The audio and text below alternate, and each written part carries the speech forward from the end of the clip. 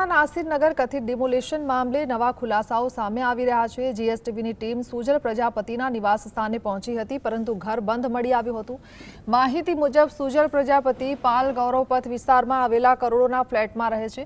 આ દરમિયાન તેમની એક કથિત ચેટ સોશિયલ મીડિયામાં વાયરલ થઈ છે। વાયરલ ચેટમાં મનપા કમિશનરના આદેશથી ડિમોલેશનની કાર્યવાહી કરવામાં આવી હોવાનો ઉલ્લેખ હોવાનો દાવો કરવામાં આવી રહ્યો છે।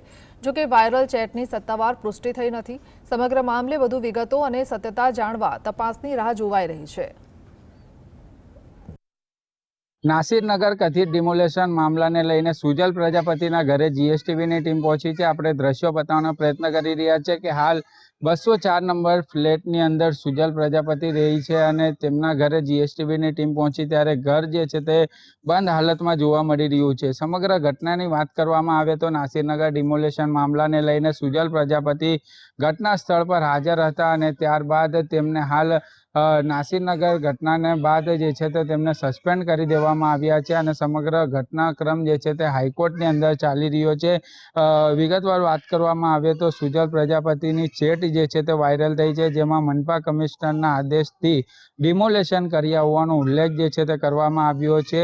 સુજલ પ્રજાપતિ પાલ ગૌરવપથ રોડ પર કરોડોના ફ્લેટમાં રહે છે અને સમગ્ર ફ્લેટના જે દ્રશ્યો બતાવવામાં આવ્યા ત્યારે તેમનું ઘર પણ બંધ હાલતમાં જોવા મળી રહ્યું છે।